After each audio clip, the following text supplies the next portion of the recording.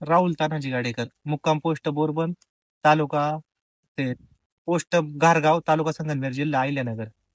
आणि दादांचे वडील. सर आपला परिचय करून द्या. तानाजी नाथा गाडेकर, मुक्काम पोस्ट घारगाव, तालुका संगमनेर, जिल्हा अहिल्यानगर. किती वर्षापासून तुम्ही शेती करताय?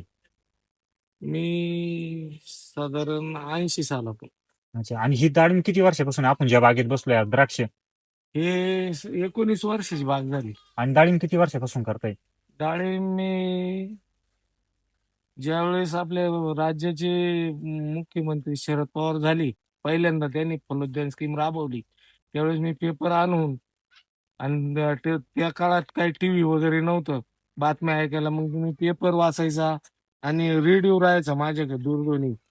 मग त्या चॅनल ऐकून त्यांनी फलोद्यान स्कीम राबवली. ती राबवली म्हणलं याच्यात काहीतरी आहे, म्हणून मग मी त्याच्यात लक्ष घातलं. त्यावेळेस मी 35 गुंठे द्राक्ष आणि 1.5 एकर डाळिंब पहिल्यांदा लावलं 82ला. त्यावेळेस डाळिंब आपल्या तालुक्यात नव्हतं, नगर जिल्ह्यात डाळिंब नव्हतं. ज्यावेळेस त्या 82ला आपल्या याचे दत्ता देशमुख म्हणून लाल निशाण पक्षाचे आमदार होते त्या काळात, त्यावेळेस त्यांनी त्या 82च्या आधी 1-2 वर्षे लागवड केलेली होती, त्याच्यावर मग मी लावली. म्हणजे पुणे, नाशिक, नगर मध्ये तसा शेतकरी मी एक नंबर. 85 साली यांनी ना 20 गुंठे क्षेत्राचे 8 लाख रुपये झाले. 45 त्यावेळेस 45 का किती 58 रुपयाने मला दिलता ना.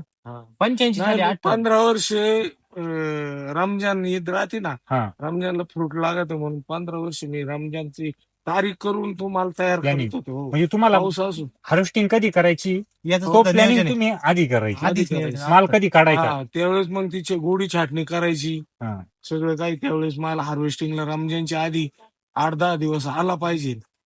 आणि डाळिंबाचं पण तुम्ही त्या पद्धतीने करताय का? हो. नाही, डाळिंबाचं आता काय झालंय, निसर्गच बदललाय. अहो पण निसर्ग बदलला, पण निसर्गाबरोबर तुम्ही जमीनचा आत्मा जपून ठेवलाय ना, जे आपण जमिनीचं सोनं म्हणतो, ऑर्गॅनिक कार्बन. आज लोक भरपूर तोळे सोनं वगैरे इथपर्यंत गोष्टी चालल्या, सोन्याचा भाव आज कितपर्यंत. त्याच्यापेक्षा जबरदस्त सोनं आज तुमचं जमीन आहे का, त्याच जमीनचा ऑर्गॅनिक कार्बन सेंद्रिय कर्ब तुम्ही 2.5 वर टिकून ठेवलाय ना, हे महत्वाचं आहे.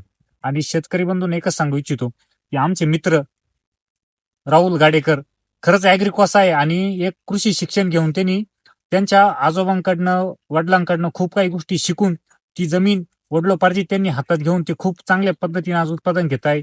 तर नक्की व्हिडिओ बघा सर्वांनी, आणि व्हिडिओ बघितल्यानंतर मी खाली कमेंट बॉक्समध्ये त्यांचा नंबर पण देणार आहे.